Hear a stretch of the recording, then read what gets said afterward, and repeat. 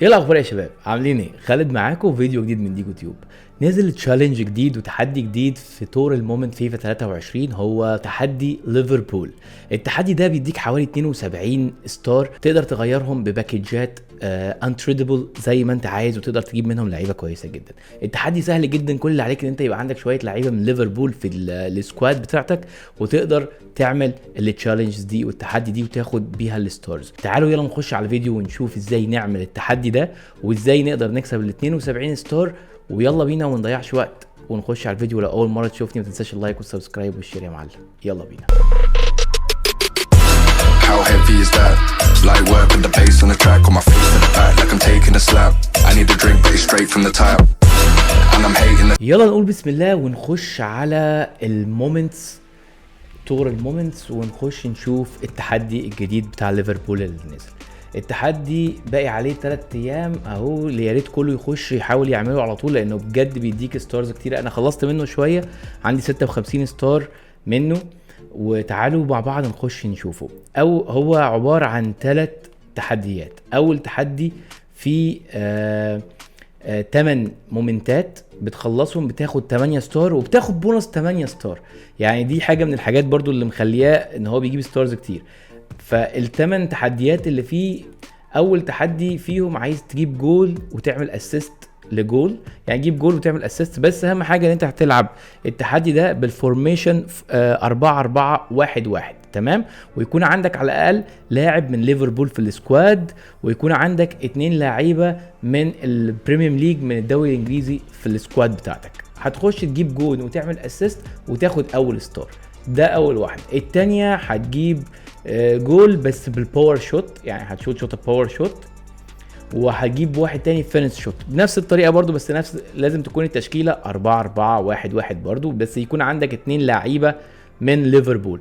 التحدي اللي بعده واللي بعده واللي بعده هتلاقي نفسك بس بتغير التشكيله، يعني بدل ما هي 4-4-1-1 هيبقى 4-4-2. وطبعا مش لازم اللعيبه تبقى في البوزيشنز بتاعتهم، لا عادي ممكن تبقى اي لعيب في اي حته.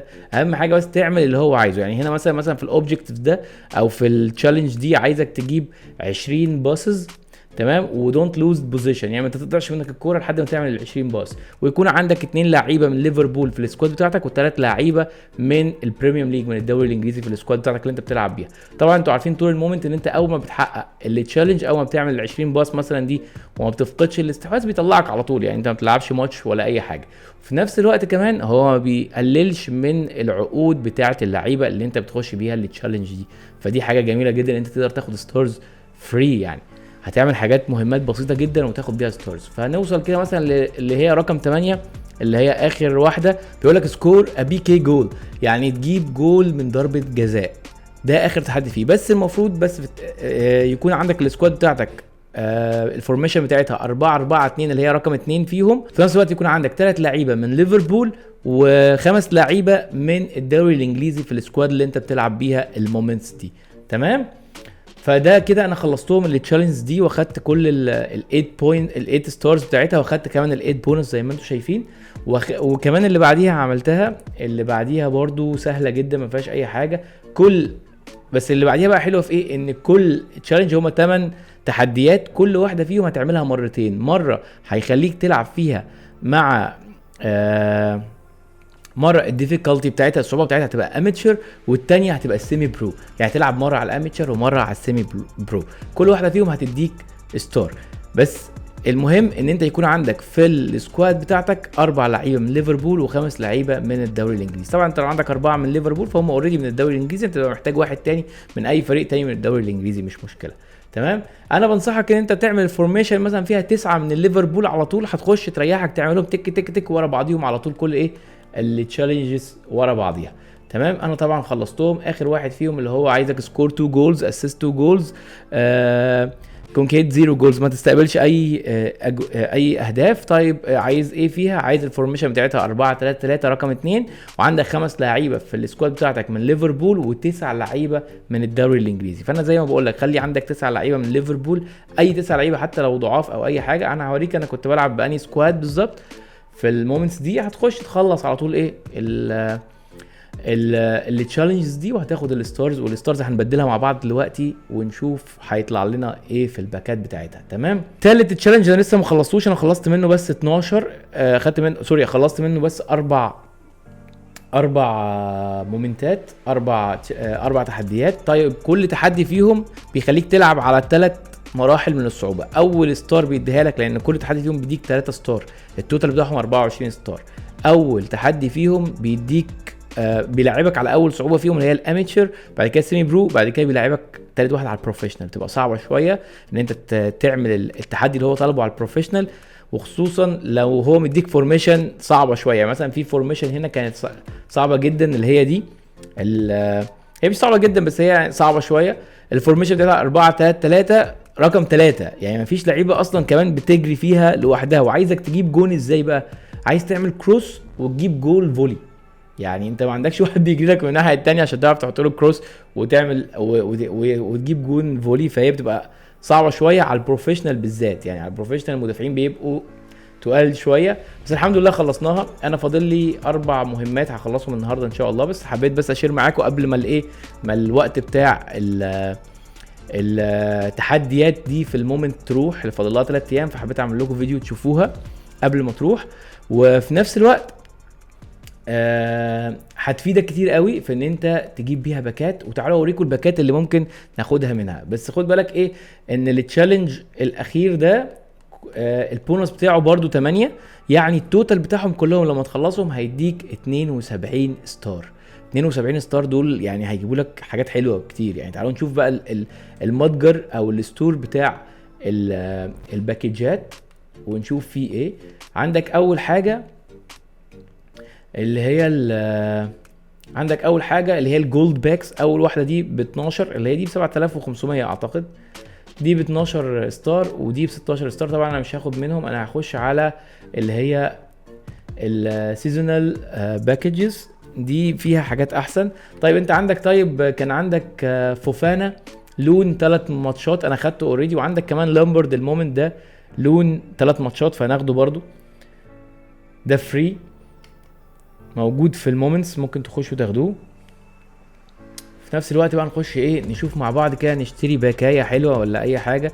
بص دي مثلا ب 24 ستار بس مش عجباني قوي، دي فيها ميكس 12 ب 24 ستار. طيب دي فيها ايه؟ دي فيها لعيب واحد من 81 ل 83. لا انا مش عايز ب 83. دي ب 64 بس انا معيش 64 لسه ما كملتهمش. اعتقد دي احلى واحده فيهم اللي ب 24 دي فيها توكن درافت ممكن ب 24، دي حلوه برضو. ممكن ناخد دي اصلا، نخلص 24 على دي، ناخد درافت توكن بدل ما ندفع 15000 فيه. دي حلوه برضو كويسه جدا. الباكايه دي بلايرز بس 12 بلاير ب 20، دي كويسه. انا بفكر اخد دي، ناخد ال 12 بلاير دي ب 20، هي نفس اللي بره. تعالوا نشوف كده اللي هي، لا دي ميكسد ودي ميكسد. التانية 12 لعيب اللي هي ب 20، دي 12 لعيب كلهم بلايرز. ممكن ناخد دي وناخد الميكسد دي، يعني انا هاخد واحده من دي واحده من دي، ايه رايكم؟ بعد كده لما نخلص الباقي ناخد التوكن. يلا مع بعض نفتح نفتح دي الاول ولا دي؟ ناخد دي. يلا بينا ناخد اللي هي ب 24 دي الاول ونشوف يطلع لنا فيها ايه. بسم الله الرحمن الرحيم. كلهم عقود، دي ما فيهاش لعيبه، دي كلها عقود. تصدق انا ما كنتش واخد بالي، ما كنتش اعرف، ما قريتهاش كويس، كلها ميكسد ما فيهاش لعيبه خالص. طيب كويس، انا كنت محتاج شويه عقود. يلا بينا. ما حدش يعملها بقى عشان دي فيها عقود بس. تمام. طيب تعالوا نخش نشوف كمان اللي هي فيها بلايرز بس، دي اللي هي فيها ال 12 بلاير دي. تعالوا ناخدها. يلا بسم الله الرحمن الرحيم نشوف ممكن يطلع لنا فيها ايه. احلى حاجه ان هما كلهم تريدبل، يعني كل الحاجات دي ووك اوت ولا مش ووك اوت. برازيلي سي بي. جميل. ميليتاو حلو جدا، ميليتاو غالي اصلا. جميل ميليتاو جميل. تعالوا نشوف معاها ايه تاني، مش مهم الباقيين بس ميليتاو حلو. ميليتاو تعالوا نشوف كده سعره كام. 66. والنايه دي والله، والنايه سعره حلو. ميليتاو جميله. شفتوا؟ بصوا حظكم، يعني حظي حلو طلع معاكم. طلع لي ميليتاو في باكايه فري كده، طلعت لنا فري يعني. تمام كل دول ممكن نبيعهم، ممكن نخش بيهم تحديات تانية. يلا ندخلهم على الستور. كده فاضل معايا 12 ستار. انا هكمل المومنتس واروح اجيب واحده تانية من اللي هي 12 لعيب دي، كويسه جدا طلعت. فيا ريت كله يخش يعمله، سهل جدا وهيجيب معاكم ستارز تجيبوا بيها باكيجات كويس. وده كان الفيديو بتاعنا النهارده، يا ريت يكون عجبكم، ولو في اي تعليقات او اي اسئله تكتبوها لي في التعليقات يا ريت. ولو اول مره تشوفني بقى يا معلم ما تنساش بقى اللايك والسبسكرايب والشير الجميل كده، واشوفك في فيديو جديد من ديجو تيوب. سلام. How heavy is that? Light work with the bass on the track, on my face to the back like I'm taking a slap. I need a drink but it's straight from the tap.